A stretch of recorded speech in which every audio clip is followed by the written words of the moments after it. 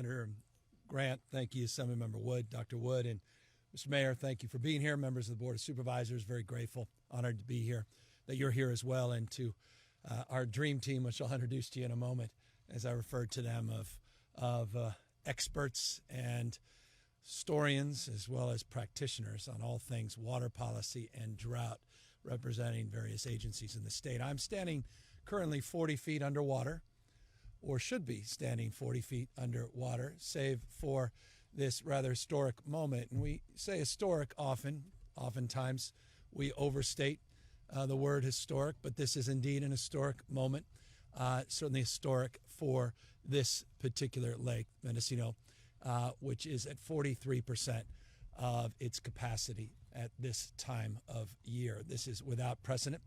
Accordingly, Lake Sonoma nearby is at 62%, also without precedent, all part of this Russian River watershed, all part of a system, a water system that includes over 7,700 components, many parts, as we say, one body, state, federal, local, regional, a dynamic system that's been built up over the last century or so, more formally over the course of the last half century plus.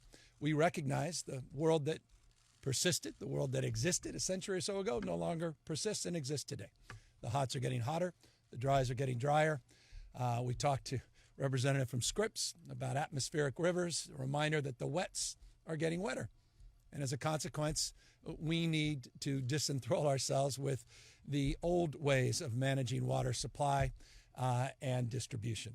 We need to think, act with a sense of urgency, think differently, and approach the challenges with a laser-like recognition that you can't focus this state as a one-size-fits-all solution, meaning we have to target our solutions regionally.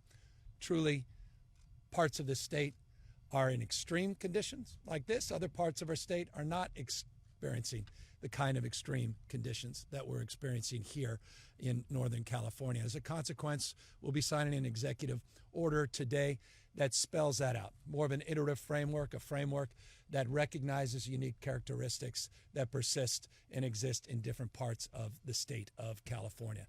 Now, what's occurring here in the state of California is not necessarily unique to the state of California. The drought conditions persist across the west coast of the United States. By estimates just a few weeks ago, 77% of the west coast of the United States is in what is referred to as a mega drought.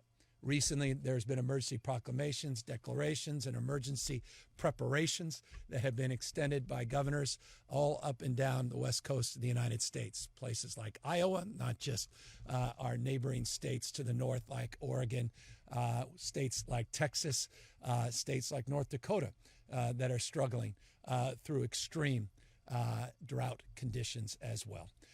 In many ways, California is doing a little bit better than some of the other Western states. And I don't say that lightly. I say that quite specifically. We have a Western States Collaborative that was established through this pandemic, and we're engaging in a consistent basis, not only exchanging best practices and ideas to address the issues of COVID, but also now beginning to transition those conversations on sharing best practices as it relates to droughts and managing under these difficult and challenging environments. We're year 2 into this drought.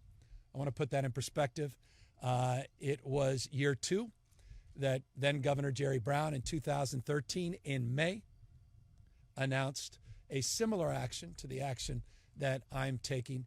That was the second year of what became a 5-year drought in the state of California, 2012 to 2016. We've barely been out of those drought conditions, and here we are entering back in to these drought conditions. As the governor did in 2013, we'll be organizing a similar strategy on the basis of his experience and the experience of the team that was also representing the Brown administration during that last drought, that is here advising us on this drought in their formal roles in various departments. We'll be advancing a executive order today around drought preparation, and we will be declaring in a targeted manner a drought emergency here in Mendocino County and in Sonoma counties. We have a emergency declaration and emergency order that allows us to build an executive order that allows us to build in an iterative manner as conditions persist and present themselves to add other counties to that list as necessary. But we are taking a sequential approach, we're taking a targeted approach, and we're taking an approach based upon actual conditions on the ground. Again, California, many parts, one body, not just the water system. And we have to recognize the distinctive issues that persist in various parts of the state of California. This action follows a series of actions the state has been taking over the course of the last many, many months. In November of last year, we dusted off our drought task force. We organized and convened an internal team represented by the folks you see on your left, on my right, that began the process of looking at strategies as it relates to easing our regulatory framework, making available strategies and techniques to address in real time the changing conditions that were anticipated, even as far back as November in the beginning of the rainy season, that would lead us here today. We also did not hesitate, going back over a year, to put out a new vision for water management. I identified a problem, but we also identified over 100 specific actionable strategies and solutions to address the needs of a changing environment, address the needs that we need to advance as it relates to climate change. We put out a new water portfolio strategy, a new vision for water management in the state of California. Hundreds and hundreds of hours of work, regional, state, federal partners, as well as private, as well as philanthropic support. We put that water portfolio strategy out. We put it out for public review. We got an enormous amount of input, and we formalized our drought with an official report that was put out a number of months ago. I encourage people to take a look at that report, those that are looking for concrete strategies and solutions on issues from groundwater replenishment to conjunctive use to issues of storage in all its forms in manifestations, above ground and below ground, water recycling, toilet to tap strategies, issues around efficiency and conservation, and new flex strategies that are incorporated, many of those ideas and principles, in the emergency proclamation that we are putting out today, in this executive action that we are putting out today, mindful of the environment, watersheds, ecology, natural resources, as well as mindful of human condition, as well as economic conditions for farmers and ranchers, for growers of all types. And so that comprehensive strategy is set the tone for us, a strategy that architects our future-facing efforts. That strategy has also been financed, and this is important to note. Because of leadership, the two members of the legislature, leadership of the team that is here assembled, and the people of the state of California. A bond was passed a number of years ago. $7.3 billion has been appropriated. $7.3 billion since the last drought has been appropriated for the all of the above strategy, including, by the way, $2.5 billion on 7 large storage projects in the state. In total, those storage projects that have been financed, or at least with $2.5 billion of appropriation, have an equivalent in the aggregate storage capacity of Lake Oroville at capacity. And I'm mindful of that because I'm mindful of the rhetoric when it comes to droughts and the ideology that shapes opinions around droughts. We are not ideological about our approach. We're very pragmatic about our approach. And that's why I reference and reinforce the $2.5 billion that was set aside for storage projects, including a site not far away from here, sites, an above-ground storage facility that's off stream that is well underway, still in need of further financial support.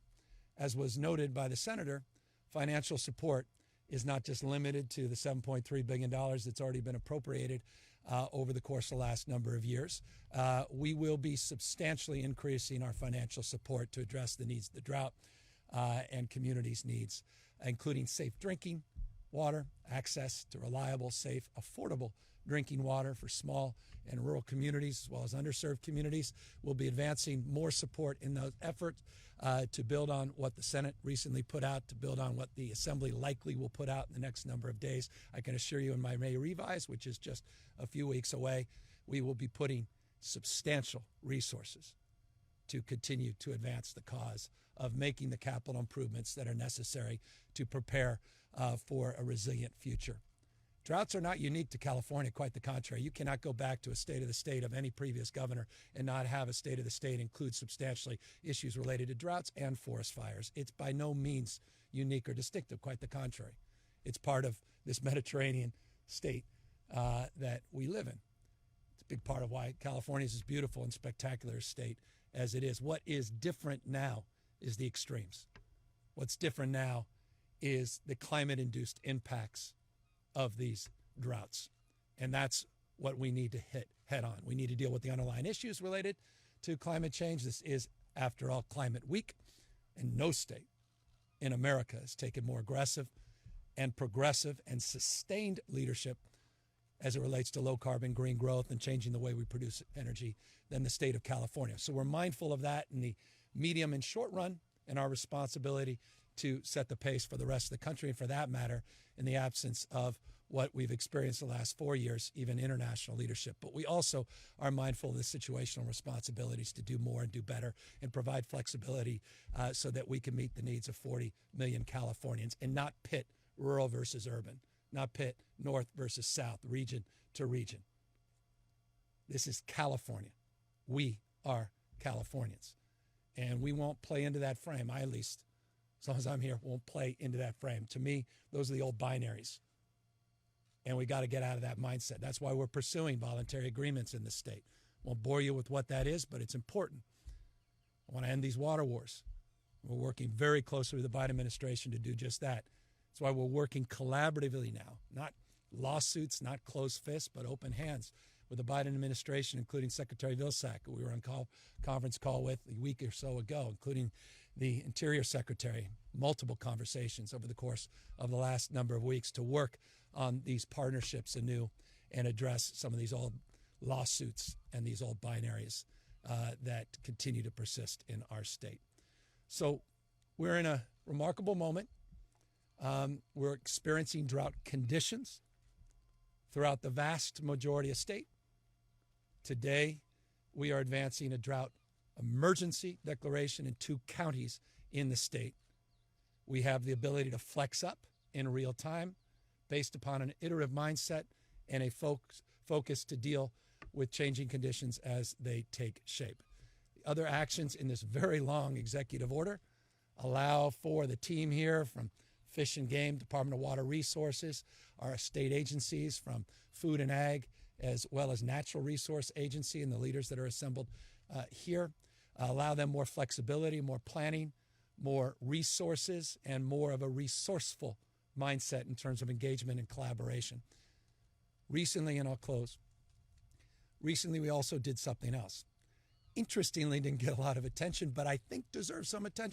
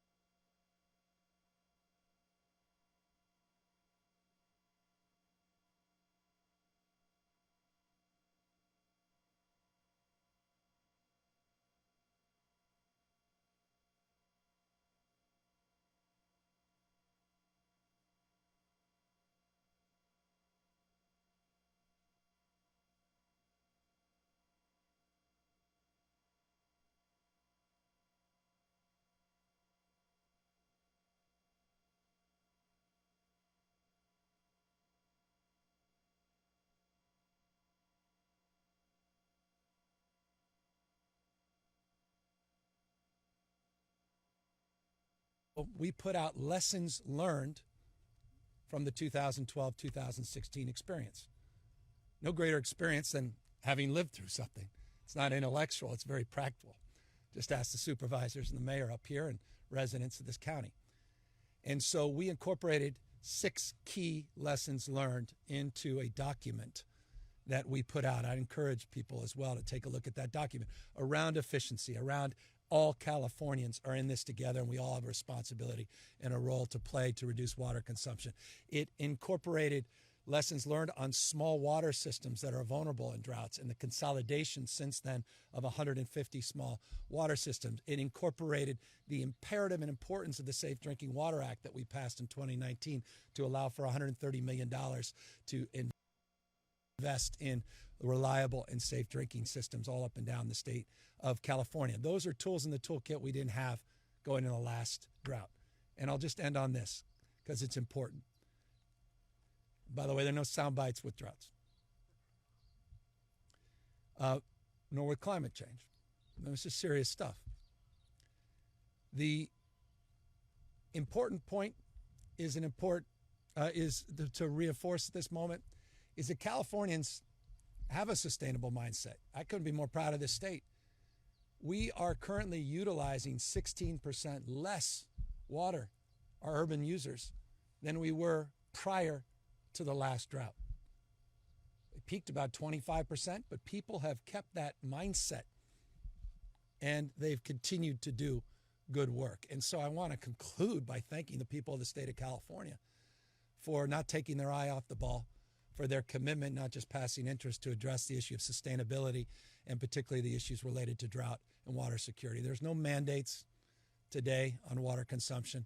There's just the encouragement and now more support and resources for those efforts to continue and scale, and the opportunity for our leaders here, Grant and others, in partnership with local and regional leaders, to have the flexibility to meet the needs of this acute circumstance here in Mendocino and Sonoma counties. With that, let me just sign this and then ask if you have any questions, and then invite a team of folks to help answer any of those questions, particularly on the basis of the extraordinarily talented group that we have here assembled. I will spare you, this is 8 pages or so of reading through all the details, though I hope, cover most of them. So this executive order will go out and officially be stamped later this afternoon. Again, I'm very grateful to Assemblyman Wood and to Senator McGuire in particular, who've been incredible leaders on drought and water resiliency issues, as well as wildfires. And forgive me, I'd be remiss. We have a 200-acre wildfire occurring where green grass is. We now have, year to date, experienced 2 times as many wildfires and twice as much acreage burned than we have averaged over the course of the last 5 years. Go to South Anderson Valley, if you don't believe me, 50% contain those 200 acres. But you'll see that there's dry brush underneath that green grass already in April. And so I appreciate the Senator referencing the work we all did together, that $536 million for early action on wildfire preparedness, vegetation management, forest management, and also looking at home hardening and strategies and programs to pre-position assets, including an additional $80 million to hire 1,399 firefighters, 1,400 firefighters. We will take more action in the next number of weeks with the traditional budget. I can assure you, wildfires, not just droughts, top of our agenda. We were recently in Butte County talking about that, and in Fresno County as well. All of these things come together and obviously create the imperative of meeting this moment with this action, the first of what I anticipate will be many similar actions over the course of the next months and years. With that, happy to answer any questions. Hi, Governor. Jeffrey Schaub, KCBS. So my question is, I'm told that it's probably likely that by the very beginning of the summer, you will have to declare a statewide drought emergency Do you envision having to do that? Well, I don't envision anything in the abstract, but we plan for everything very prescriptively and strategically. We've been planning for this action for some time. And as I noted just a moment ago, we'll have a capacity in real time to be iterative. I anticipate being strategic and targeted in terms of the formal emergency declarations as needed. We won't wait. We'll be strategic based upon conditions as they take place. As it relates to statewide order, we have certainly gamed that out, but right now we're not prepared to advance a statewide order. Hi, Governor. Wayne Friedman, ABC 7 News. 2 questions, please. First, what was it that stood out about Mendocino and Sonoma counties? That's the first question. The second question is, you said you don't expect any mandates, but the situation you say is bad. So what would prompt such mandates? Well, again, I want to just compliment the people of the state of California. Again, 16% reduction in water use compared to last drought at this time, meaning people of the state of California have done so much more to be more efficient and to have a conservation mindset. And so I want to continue to encourage that and provide more support on that basis. We traditionally, and the cadence you've seen in the past, and that's why I referenced a little bit of the history of 2013, which was the second year of that 5-year drought. You may recall it wasn't a year later that Governor Brown formalized those mandates and formalize those conservation efforts. That tends to happen in a third year of a drought. This is more dynamic, and this is certainly more acute to your question around Mendocino and Sonoma, and the acuity of experiencing particularly one single watershed and the impact of having a historic low reservoir, 43% here, required this urgent action. And I am mindful that 50% capacity plus or minus is what we're looking at in the aggregate in large reservoirs all up and down the state. But in certain parts of the state, conditions are more favorable at the moment than they are here. And so we took the actions here because of the imperative of this particular moment. Are you implying that these are the worst 2 counties in the state of California? I think when one does that, invariably members that represent districts in other parts of the state cry foul. So I will only acknowledge this, that we are experiencing drought conditions all up and down the state of California and extreme drought conditions all across the west coast of the United States. And as I've made clear, and I'll repeat it to reinforce the message, we're not ideological about this. We will accommodate needs as we determine, and we determine on the basis of facts on the ground.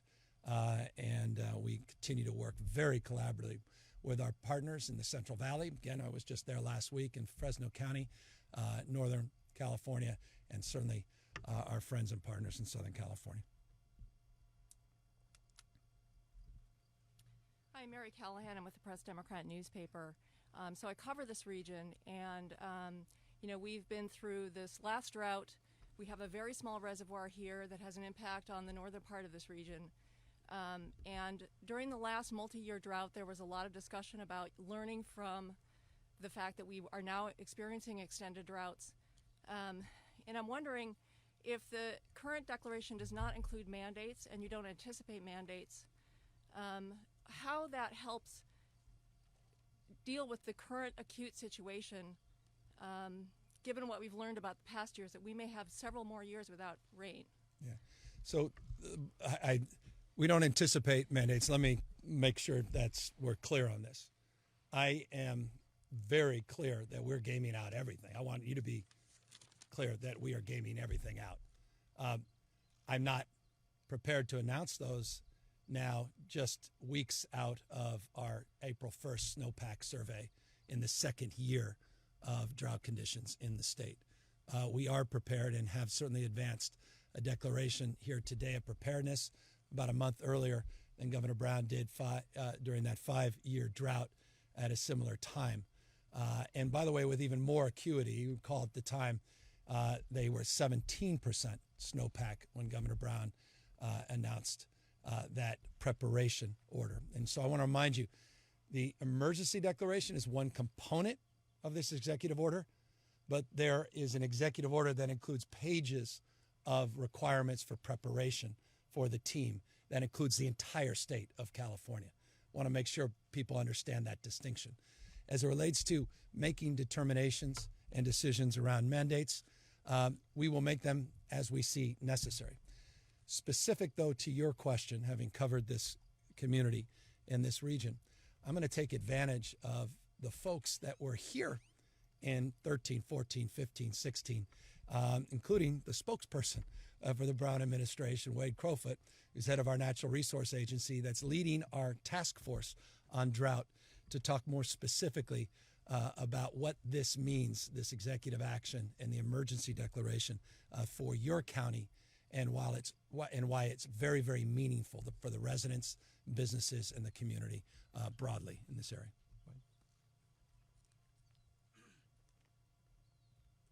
Thank you, Governor. Wade Crowfoot, California Natural Resources Agency.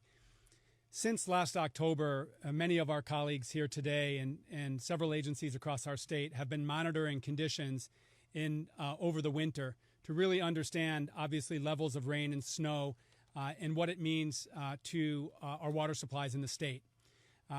We recognize that, obviously, coming out of the winter, we are in our second straight dry year of very dry conditions. That is having impacts differently in different parts of the state. Here in the Russian River watershed, communities and the water agencies are experiencing a fairly unique circumstance. The Russian River watershed is geographically isolated from our larger water systems in the state, in the Sacramento and San Joaquin valleys with our state and federal project. So the Russian River watershed really relies on precipitation falling in this watershed.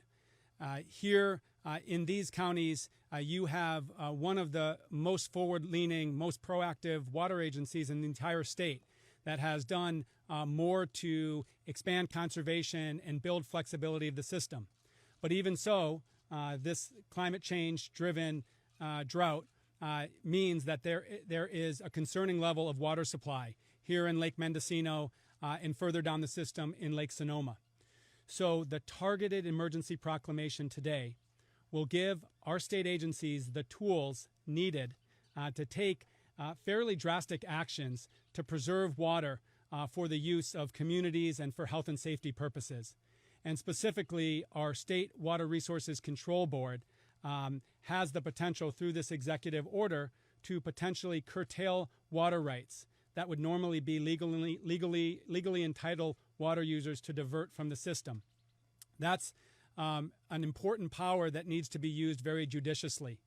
My colleague Joaquin Esquivel is here, and I think I might ask him to come up, and I think we both share that we bring those tools through the emergency proclamation that the governor's issued to this region with a sense of partnership with local water agencies.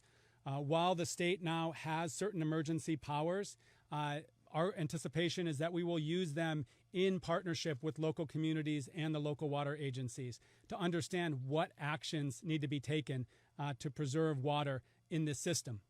The governor pointed out we are in the second year of the drought. The last drought lasted 5 years. The so-called millennial drought in parts of Australia lasted 12 years. So the action we take today is really preparatory for anticipating these evolving conditions. And what it allows for is for our state agencies to move very nimbly with local water agencies to take whatever actions are necessary in coming weeks and months to protect water for communities in this region. And with that, I'd ask Joaquin Esquivel, the chair of our State Water Resources Control Board, to elaborate. Thank you. Thank you, Wade. I appreciate that. It is not an easy thing that we're all having to manage through. Drought, again, is very frequently on the mind of Californians, and we've gone through droughts previously.